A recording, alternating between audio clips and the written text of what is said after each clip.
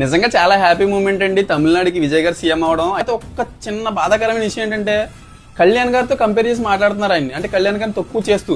ఇక్కడ నేను ఒక విషయం చెప్పాలనుకుంటున్నాను, తమిళనాడు రాజకీయాలు వేరు, ఆంధ్ర రాజకీయాలు కంప్లీట్ గా వేరు. తమిళనాడు ప్రజలు కొత్తగా ఆయన కొత్త మార్పు కోరుకున్నారు కాబట్టి ఆయనకి ఇచ్చారు.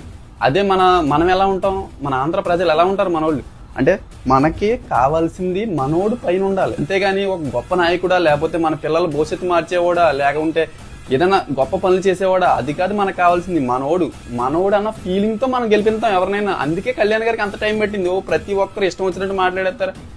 విజయ్ రాగానే సీఎం అయిపోయారు, పవన్ కళ్యాణ్ గారికి ఎంత టైం పట్టింది, అసలు మీకు కొద్దిగా ఉండి మాట్లాడుతున్నారా అర్థం కావట్లేదు.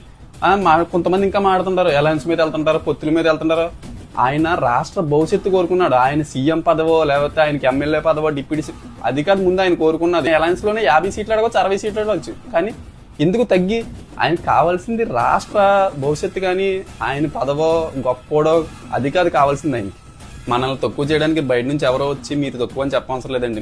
మనం సరిపోతాం, మనమే చెప్పుకుంటాం గొప్పగా. ఇక్కడ ఇంకో విషయం చెప్పాలనుకుంటున్నాను ఏంటంటే పక్క రాష్ట్ర సీఎం ఆయన అయ్యారు, దానికి మనం ఆనందించాలి, అంతేకాని మన నాయకులు తక్కువ చేసుకుని మాట్లాడేలా కాదు.